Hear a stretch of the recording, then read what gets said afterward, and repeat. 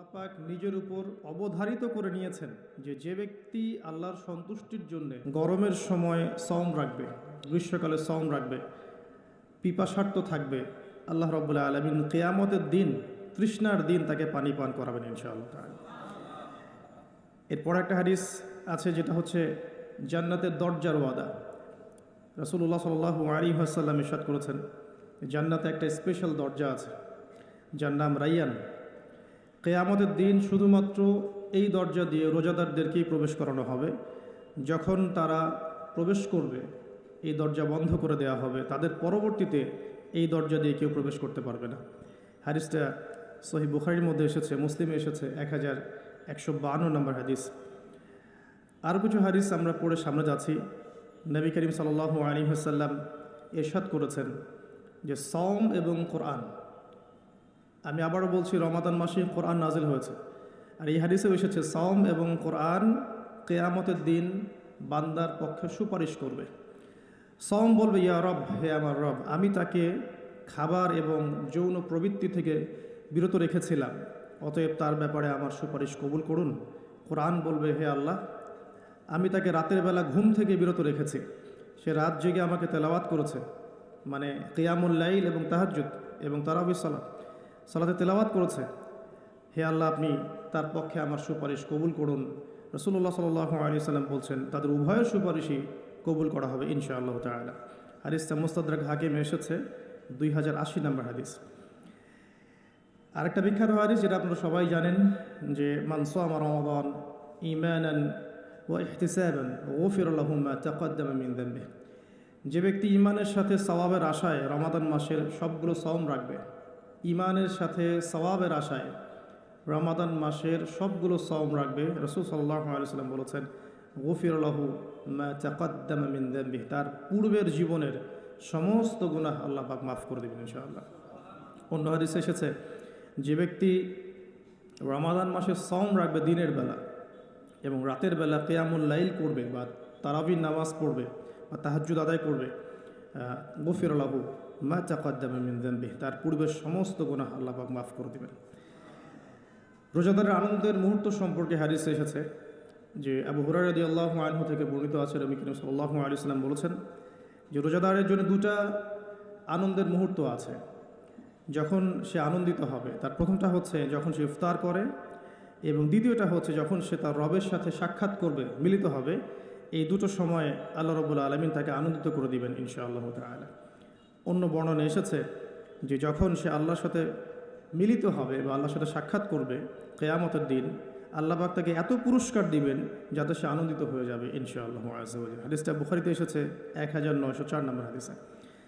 আরেকটা হাদিস কোট করেছি আমি, সেটা হচ্ছে হযরত আব্দুল্লাহ বিন আমর রাদিয়াল্লাহু আনহু থেকে বর্ণিত আছে, রাসূলুল্লাহ সাল্লাল্লাহু আলাইহি ওয়াসাল্লাম ইরশাদ করেছেন যে ইফতার করার সময় যখন সায়েম ব্যক্তি ইফতার করবে, ইফতার করার সময় সে যেন দোয়া করে, ইফতার করার সময় সে যেন দোয়া করে, কারণ তখনকার দোয়া ফেরত দেয়া হয় না, অর্থাৎ দোয়া কবুল হবে রোজাদারের ইনশাআল্লাহ আযজা ওয়া জাল্লা।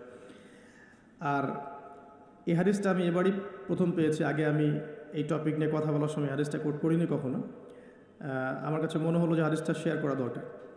হাদিসটা এসেছে মুসনাদ আহমদের মধ্যে 23,070 নম্বর হাদিস, যে হযরত আব্দুল্লাহ ইবনে আব্বাস রাদিয়াল্লাহু আনহু থেকে বর্ণিত আছে, রাসূলুল্লাহ সাল্লাল্লাহু আলাইহি ওয়াসাল্লাম ইরশাদ করেছেন যে মাসের 3টা সওম, এক মাসের 3টা সওম আমরা যেটা রাখি, মাসিক 3টা সওম আইয়ামে বীজের, এবং বছরের এক মাসের সওম অর্থাৎ রমাদান মাসের সওম, এই দুটো কাজ মানুষের অন্তরের রোগ, মনের যে রোগগুলো আছে, স্পেশালি এখানে লেখা আছে মনের রোগের মধ্যে স্পেশালি হিংসা বিদ্বেষ দূর করে দেয়, যেটা এখনকার জেনারেশনের জন্য খুব বেশি ইম্পর্টেন্ট। কারণ আমরা এই বিষয়টাই দেখি, শয়তান যেন হিংসা বিদ্বেষ মুসলিমদের কাছেই বিক্রি করেছে, ব্যাপারটা এখন এমনটাই দেখা যাচ্ছে। আল্লাহ পাক আমাদেরকে বোঝার তৌফিক দান করুন, আমিন। এবং সবশেষে আবু উমামা রাদিয়াল্লাহু আনহু থেকে বর্ণিত আছে যে তিনি বলছেন যে আমি রাসূল সাল্লাল্লাহু আলাইহি ওয়াসাল্লামকে গিয়ে বললাম যে হে ইয়া রাসূলুল্লাহ সাল্লাল্লাহু আলাইহি ওয়াসাল্লাম, আমাকে এমন একটা কাজের কথা বলে দিন যে কাজটা করলে আমি নাজাত পেয়ে যাব বা আমি জান্নাতে চলে যাব ইনশাআল্লাহ, আমি পুরস্কার পাবো ইনশাআল্লাহ, জাহান্নাম থেকে বাঁচব। নবী করিম সাল্লাল্লাহু আলাইহি ওয়াসাল্লাম বললেন, তুমি সওম রাখো, কেননা এর চেয়ে তুলনীয় কোনো আমল নেই। তিনি বলছেন, আমি আবারও জিজ্ঞাসা করলাম, আর কি করবো ইয়া রাসূলুল্লাহ? তিনি বললেন, তুমি সওম রাখো, এর সমতুল্য কিছু নেই। তিনি বলছেন, আমি আবারও বললাম ইয়া রাসূলুল্লাহ, এরপর আমি কি করব? তিনি বলছেন, তুমি সওম রাখো, এর সমতুল্য কোনো আমল নেই। আল্লাহ পাক আমাদেরকে হাদিসগুলো বোঝার তৌফিক দান করুন, আমিন।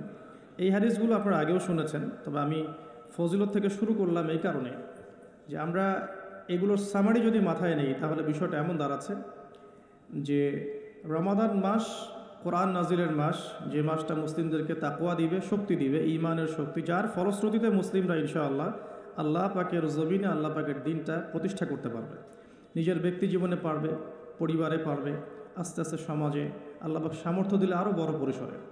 এর জন্য যে তাকওয়ার দরকার, যে শক্তির দরকার এবং যে কিতাবের দরকার, তিনটা বিষয় রমাদান মাসের সাথে সম্পৃক্ত। এর ফজিলত সম্পর্কে আমরা জানলাম যে আমরা যদি আল্লাহর সন্তুষ্টির জন্য এই পুরো মাস সওম রাখি, ঈমানের সাথে আল্লাহ পাক পূর্বের সমস্ত গুনাহ মাফ করে দিবেন। আমরা জানলাম রোজাদারের মুখের গন্ধ আল্লাহর কাছে মিশক আম্বরের চেয়ে বেশি প্রিয়। আমরা জেনেছি এই মাসে কোরআন নাজিল হয়েছে। আমরা জেনেছি রোজাদারদেরকে রাইয়ান নামক দরজায় প্রবেশ করানো হবে। নবী করিম সাল্লাল্লাহু আলাইহি সাল্লাম স্পেশালি নসিহত করছেন, তুমি সওম রাখো, এর চেয়ে সমতুল্য কোনো আমল নেই। এটা আমাদের হিংসা বিদ্বেষও দূর করবে। এরকম অসীম ফজিলতপূর্ণ এই মাসে কিভাবে আমরা এটাকে ইফেক্টিভ রমাদান হিসেবে কাটাতে পারি, এটাই চ্যালেঞ্জ। এবং আমার টপিকটা এটাই। আমি এতক্ষণ যে কথাগুলো বলেছি এগুলো শুধু ভূমিকা। আমি মূল জায়গায় এখন যাচ্ছি যে কিভাবে আপনি এবং আমি রমাদান মাসের এই পুরো সময়টাকে ইফেক্টিভলি কাজে লাগাতে পারবো, যাতে করে এই উদ্দেশ্যগুলো অ্যাচিভ করা যায়। উদ্দেশ্যগুলো মাথায় রাখবো। ওই ব্যক্তি হতভাগা যে ব্যক্তি রমাদান মাসকে পেয়েছে কিন্তু গুনাহ মাফ করাতে পারেনি, এই হাদিসটা মাথায় রাখবো। আর ফজিলতের হাদিসগুলো মাথায় রাখবো। কিয়ামুল লাইলের ফজিলত, রমাদানের সওম রাখার ফজিলত, রাইয়ান নামক দরজা, জান্নাতের উঁচু মাকাম, আল্লাহর কাছে সুপারিশ করা, এগুলো মাথায় রাখছি। মূল উদ্দেশ্য হচ্ছে ইফেক্টিভলি রমাদানকে কাটানো, যাতে করে তাকওয়া অবলম্বন করা যায়, তাকওয়া অর্জন করা যায়। অনেকেই শুনেছি তাকওয়া, আল্লাহ ভীতি, আল্লাহর নিষেধকৃত বস্তুগুলো থেকে দূরে থাকা, কিন্তু অর্জন করার মাধ্যমগুলো কি, কোন কোন কাজগুলোর মধ্য দিয়ে অর্জন করা যায়, এটা কিন্তু আমরা খুব একটা আলোচনা করি না। আমরা ইফেক্টিভ রমাদানের প্রথম যে কাজটার কথা লিখেছি, আমি নোট করেছি এখানে মোটামুটিভাবে 20টার কথা। তো আমি স্টার্ট করছি এখান থেকে যে ইফেক্টিভ রমাদান শুরু হবে কিন্তু আমাদের আজকে মানে সন্ধ্যার পর থেকে আর কি। আমরা নিশ্চয়ই পশ্চিমা সংস্কৃতির মতো রাত 12টার সময় রাত দিন কাটাই না। আমরা জানি আমাদের রাত এবং দিন শুরু হয় সূর্য ওঠা এবং ডোবার সাথে সম্পৃক্ত। সূর্য ডুবে গেলেই আমরা এখন রমাদানে প্রবেশ করছি। আমরা দোয়া করি আল্লাহর কাছে, আল্লাহ পাক যেন আমাদেরকে সুস্থ শরীরে রমাদানের সমস্ত সওমগুলো রাখার তৌফিক দান করেন এবং রমাদান মাসটাকে ইফেক্টিভলি কাটানোর তৌফিক দান করেন। আমরা আমাদের চেষ্টাগুলো অব্যাহত রাখবো, বাকিটা আল্লাহ রাব্বুল আলামিন কবুল করার মালিক। আল্লাহ পাক চাইলে অল্প আমলেই নাজাত হয়ে যাবে ইনশাআল্লাহ আজ্জা ওয়া জাল। শুরুটা হবে মূলত তারাবি দিয়ে। আসলে আজকে আমরা তারাবি দিয়ে শুরু করছি। প্রথম যে কাজটা আমরা শুরু করছি রমাদান মাসে, সেটা তারাবি কেন্দ্রিক। তো আমরা সবাই চেষ্টা করব প্রথমত যে তারাবির সালাত জামাতের সাথে পড়ার জন্য, এবং তারাবির সালাতটাকে বর্তমান প্রচলিত 3G 4G সালাতের মতো না করা এবং সালাতের মধ্যে সৌন্দর্য নিয়ে আসা। আমরা যেটা করি রমাদান মাসে, ফেসবুক, ইউটিউবিং বা লেকচারগুলো সবখানে একটা বিষয় কমন উঠে আসে, সেটা হচ্ছে 8 রাকাত না 20 রাকাত, যেটা নিয়ে আমি কোনো কথা কখনোই বলবো না ইনশাল্লাহ। অ্যাটলিস্ট আমার পক্ষ থেকে এরকম কোনো কথা আপনারা শুনবেন না। আমরা এখানে একটা শব্দ ব্যবহার করতে চাই, সেটা হচ্ছে নামাজের কোয়ালিটি। আপনি 8 রাকাতই পড়েন আর 20 রাকাতই পড়েন, আমি বলবো যে নামাজের কোয়ালিটিটা কেমন হয়েছে। কোয়ান্টিটি নিয়ে আমার কোনো মাথা ব্যথা নাই। নবী করিম সাল্লাল্লাহু আলাইহি ওয়াসাল্লামের যে 8 রাকাতের হাদিসটা আনা হয়েছে, 8 রাকাত বা 11 রাকাতের হাদিসটা সহিহ বুখারী থেকে আয়েশা রাদিয়াল্লাহু আনহার উদ্ধৃতি দিয়ে, সেই নামাজের সৌন্দর্য সম্পর্কেও কিন্তু কথা এসেছে। আয়েশা রাদিয়াল্লাহু আনহা বলেছেন, তুমি আমাকে সেই নামাজের সৌন্দর্য সম্পর্কে জিজ্ঞেস করো না। হাদিসের কথাটা কিন্তু এমন ছিল। তুমি আমাকে, রাবিকে আয়েশা রাদিয়াল্লাহু আনহা বলছেন, তুমি আমাকে এই নামাজের সৌন্দর্য সম্পর্কে জিজ্ঞেস করো না। তিনি কিয়াম করলেন, প্রথম রাকাতেই 1 পারা 2 পারা 2.5 পারা কোরআন পড়ে ফেললেন এবং রুকু করলেন। রুকুতে ততক্ষণ থাকলেন যতক্ষণ তিনি কিয়ামে ছিলেন। রুকু থেকে উঠে ততক্ষণ দাঁড়িয়ে থাকলেন যতক্ষণ রুকুতে ছিলেন। সিজদায় গিয়ে ততক্ষণ থাকলেন যতক্ষণ তিনি দাঁড়িয়েছিলেন। তার পা ফুলে যেত। আমরা রাকাত সংখ্যা নিয়ে ঝগড়া করি, কিন্তু তিনি অল্প রাকাত নামাজের যে দলিল, সেখান থেকে আমরা কোয়ালিটি নিয়ে কথা বলি না। আদৌ কি আমরা এভাবে 8 রাকাত নামাজ পড়ছি যেভাবে রাসূলুল্লাহ সাল্লাল্লাহু আলাইহি ওয়াসাল্লাম পড়েছেন? তো রাকাত সংখ্যাটা বড় কথা নয়, বড় কথাটা হচ্ছে যে আমাদের নামাজের কোয়ালিটিটা কতটুকু হচ্ছে, নামাজের ধীর স্থিরতা কতটুকু হচ্ছে, কতটুকু কোরআন তেলাওয়াত করছে, রুকু সিজদা কত লম্বা করছে। আমি জানি এখানে আমরা তার মতো করে করতে পারবো না, এটা আমি জানি, কিন্তু কিছু পরিবর্তন আমরা আনতে পারি। আমি প্র্যাকটিক্যাল সেই কথাগুলো বলবো ইনশাআল্লাহ। যেমন নর্মালি আমরা নামাজ দাঁড়িয়ে হয়তো সূরা ফাতিহা পড়ি, সূরা ফাতিহা পড়ার পরে আমরা একটা সূরা মিলিয়ে পড়ি। আমরা রমাদান মাসের সওমে একটা সূরার জায়গায় আরও কয়েকটা সূরা মিলিয়ে পড়তে পারি। আপনার কিয়ামটা কিন্তু লম্বা হবে। হয়তো আপনি হাফেজ নন, কিন্তু আপনি চাইলে কিন্তু কয়েকটা ছোট ছোট সূরা একসাথে পড়তে পারেন, যাতে করে আপনার টাইমটা কিন্তু লম্বা হচ্ছে, আপনার কিয়ামটা লম্বা হচ্ছে। এবার আপনি রুকু করছেন, রুকুতে গিয়ে আমরা সাধারণত একটা তাসবিহ পড়ে ফেলি, সুবহান রাব্বিয়াল আযীম, সবাই এটাই পড়ি, ম্যাক্সিমাম মানুষ 3 বার পড়ে আমার জানা মতে। রমজান মাসে আপনি এটাকে সৌন্দর্যমণ্ডিত করতে পারেন, আপনি চাইলে আরও একটা তাসবিহ অ্যাড করতে পারেন, সুবহানাকা আল্লাহুম্মা রাব্বানা ওয়া বিহামদিকা আল্লাহুম্মা গফিরলি, এটা একটা তাসবিহ আছে। অথবা সুবহুন কুদ্দুসুন রব্বুল মালাইকাতি ওয়ার রূহ, এটা অ্যাড করতে পারেন। আপনি কিন্তু আরও এক্সট্রা 2টা তাসবিহ অ্যাড করলেন, আপনার রুকুটা লম্বা হলো, নামাজটার মধ্যে সৌন্দর্য বাড়লো। আমরা উঠে দাঁড়িয়ে অনেক সময় সামি আল্লাহু লিমান হামিদা বলেই আমরা চলে যাই সিজদায়। আমরা কিন্তু ওখানে রব্বানা ওয়া লাকাল হামদের পরেও হামদান কাসীরান তাইয়িবান মুবারাকান ফীহি বলতে পারি, সময়টা বাড়লো, রুকুটার সৌন্দর্য বাড়লো। সিজদায় গিয়ে আমরা যা করি সুবহান রাব্বিয়াল আ'লা 3 বার বলি, উঠে চলে আসি। অনেকে হয়তো 3 বারের জায়গায় 5 বার, 7 বার, 10 বার অনেকে এইভাবে বলি। কিন্তু আমরা এই রমজান মাস থেকে নিয়াত করতে পারি, চেষ্টা করতে পারি যে সিজদায় গিয়ে আমরা একাধিক তাসবিহ পড়লাম এবং কমপক্ষে 1-2টা দোয়া হলেও সিজদায় করলাম। আল্লাহুম্মা আতিনা ফিদ দুনিয়া হাসানা ওয়া ফিল আখিরাতি হাসানা ওয়া কিনা আযাবান নার। এই দোয়াটা জানে না এমন কোনো মানুষ কিন্তু নাই। আর নবী সাল্লাল্লাহু আলাইহি ওয়াসাল্লাম বলেছেন, সিজদায় মানুষ আল্লাহর এত কাছে থাকে যত কাছে সে কখনোই থাকতে পারবে না। তো আমরা সিজদায় দোয়া করলে সিজদার সময়টা বাড়লো, নামাজের সৌন্দর্য বাড়লো। আমরা নবী সাল্লাল্লাহু আলাইহি ওয়াসাল্লামের মতো পা ফলানো নামাজ না পড়তে পারলেও অ্যাটলিস্ট নামাজের টাইমটা বাড়াতে পারলাম, সৌন্দর্য বাড়লো। এটাই হচ্ছে কিন্তু মূল বিষয় তারাবির সালাতের। কত লম্বা সময় ধরে আমি আল্লাহর সাথে কথোপকথন করতে পারি। আমরা তাশাহুদ দরুদের পরে দোয়া মাসুরা পড়ে অনেকে সালাম ফিরিয়ে ফেলি। এখানে কিন্তু আরও দোয়া করার সুযোগ আছে। স্পেশাল আল্লাহুম্মা ইন্নী আউযু বিকা মিন আযাবিল কবরি ওয়া আযাবি জাহান্নাম ওয়া মিন ফিতনাতিল মাহইয়া ওয়াল মামাত ওয়া মিন শাররি ফিতনাতিল মাসীহিদ দাজ্জাল। এই দোয়া কিন্তু করার কথা জোরভাবে হাদিসে এসেছে, তোমরা 4টা বিষয় থেকে আশ্রয় চাও।